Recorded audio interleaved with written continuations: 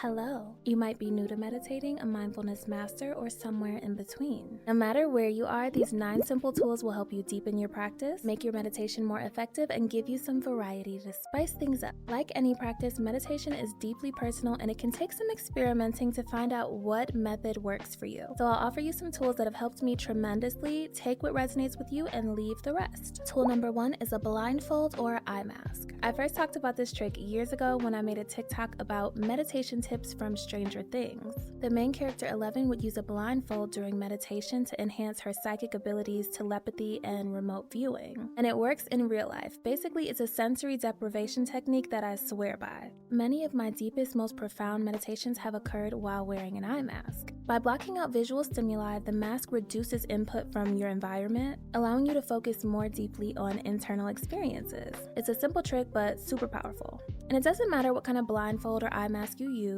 I first started out using this sleep mask from Amazon that had built-in headphones so I could play my meditation music. I rarely ever use that function. So now I'm just using a basic eye mask. I got this one at Rhythmia, but you can get them online pretty much everywhere. And honestly, you don't have to spend any money. You could use a scarf. I do like the eye mask though because they give you complete darkness. Number 2 is a notebook, piece of paper, and pen, and it's not for journaling. One of the main things I hear from new meditators or even experienced ones is that when they first sit down, their mind immediately starts racing and jumping from topic to topic. Buddhists call this monkey mind. You might even find your ego chiming in with seemingly important reminders of things you need to do right now. When I first started meditating, I would immediately start going over my to-do list for the day. I felt like I was forgetting something. I would get a really amazing inspiration or idea and I couldn't relax because I would be so nervous that I was going to forget what it was. Looking back, I can now say that was just a trick of the ego and it was doing anything it could to try to get me out of that state of meditation. But when you're first starting out, you really want to give yourself some grace and this technique helps with that. So get your pen and paper out and for the first 2 minutes, you allow yourself to write down any insights, to-do list, notes that come to your mind. So you close your eyes, you're meditating and something urgent pops up.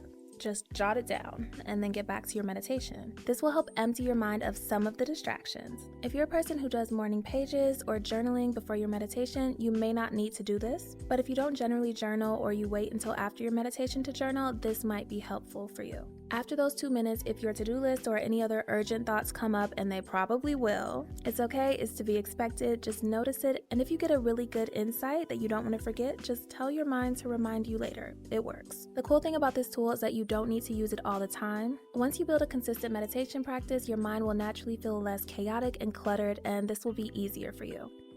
I used this technique a lot when I first started meditating, and now I rarely ever have to use it. I might jot down some things before my meditation starts, but once I'm in it, I'm in it. Number 3 is less of a tool and more of a tip, but it deserves to be here. Forget the posture. It may be a little controversial, but it's okay to forget the fancy postures, the perfectly erect spine, and the mudras. More importantly than all of this, you need to be comfortable, especially when you're first starting out and discovering what works for you. Unless you have a superhuman ability to ignore pain, if you are uncomfortable or in pain, it will affect the quality of your meditation. Now, if you're training to be a monk or following a very specific regimen or meditation style, then by all means ignore me, do you. If you're a person who believes that the only way to meditate is by being serious and stoic and uncomfortable, then you're probably not watching my channel anyway, but if you are and that works for you, then great.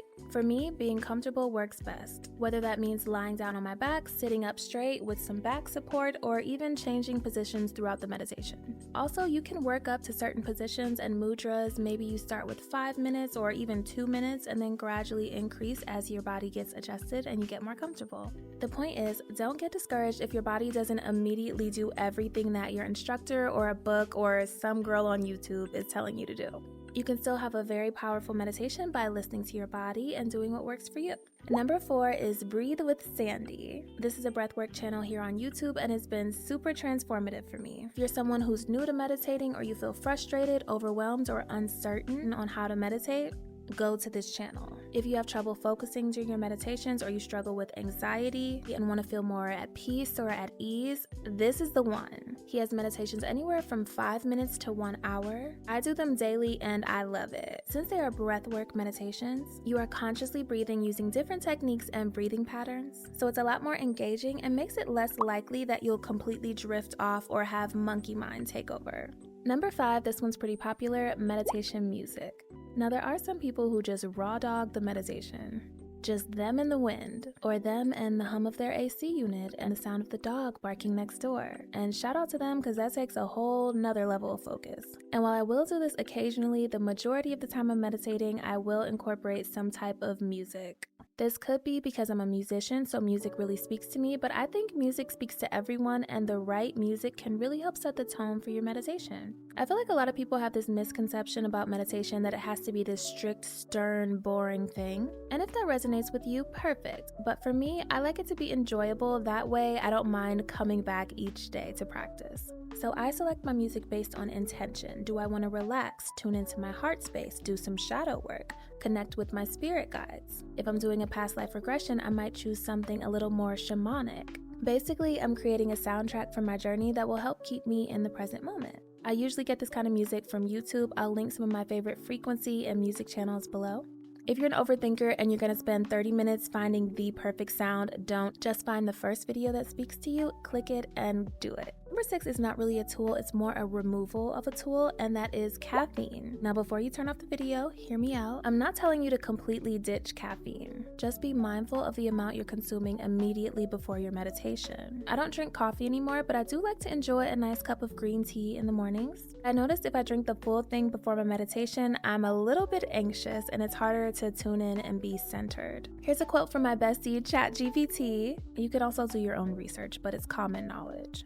Caffeine can make some people anxious. It is a stimulant that affects the central nervous system. For some people, this stimulation can cause symptoms of anxiety such as restlessness, nervousness, rapid heartbeat, and jitteriness. So if you feel like you're a Zen master after having your morning coffee, perfect. But if you feel like it might make you jittery or anxious, maybe just sip on it or have the full thing after your morning meditation. Number 7, burn something or smell something. Palo Santo, incense, garden sage. If you're not into burning things or can't for whatever reason, maybe you're in your car or on your break at work or a public place, that's okay. You can diffuse an essential oil, get an essential oil roll-on, splash some Florida water onto your hands. The idea is to stimulate your sense of smell. Many of these things also work to clear your space energetically. Certain scents are associated with spiritual, metaphysical, and emotional benefits. Peace, abundance, grounding, protection. We don't have time to get into all that here, so let me know if you want a separate video on it. But for our purposes today, these scents will help signal to your mind that it's time to relax and focus. When you do this consistently, you create a ritual, very Pavlovian of you, and the benefits extend throughout the day.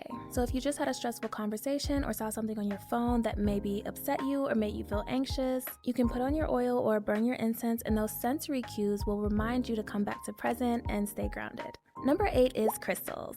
Now this won't be for everyone, but if you're someone who's drawn to crystals or you're very sensitive to subtle energy, this might resonate with you. Similar to scents, different crystals resonate with different metaphysical properties. I'll be creating some YouTube videos on that. I have a ton of them on TikTok if you're interested. I own a crystal shop, so I'm literally recommending crystals to people all day. But one of the coolest things about crystals is that you literally cannot select a wrong crystal. Whatever crystal you're intuitively drawn to is a crystal that can support you in that moment. You may need to cleanse it or charge it or need a little help navigating its energy, but you literally cannot choose incorrectly. To meditate with a crystal, I recommend holding it in the palm of your hand or placing it on a part of your body. Some people like to place it on a particular chakra that they're working on. You can even just keep the crystal near you, although personally I feel a stronger effect if I'm actually holding it, at least for the first few minutes of meditation, and then you can set it down.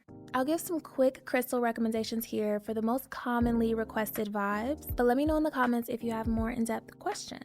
For anxiety relief, lepidolite. It is the best crystal. I won't even give another option because it's that powerful. For grounding and or protection, black tourmaline. For clarity and focus, clear quartz or fluorite. For intuition, fluorite again. For connecting with your guides, clear quartz or amethyst. For confidence and standing in your power, carnelian. For being soft and gentle with yourself, rose quartz or green aventurine. Number 9 is a bonus. Develop an after meditation ritual. I know the word ritual scares some people, so let's call it a practice.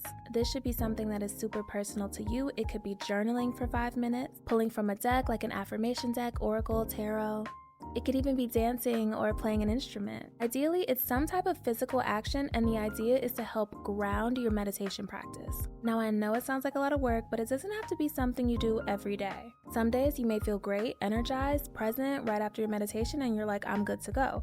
Other days, you may need a little second to process everything you just experienced. If you're a person who wants to learn to channel or connect with their guides, this is almost a must for you. Grounding your meditation practice is a powerful way to tune into more insights and strengthen your connection to higher consciousness. I really recommend journaling because something magical happens when you go to write down those insights. More start to pour in. A lot of people learn automatic writing this way.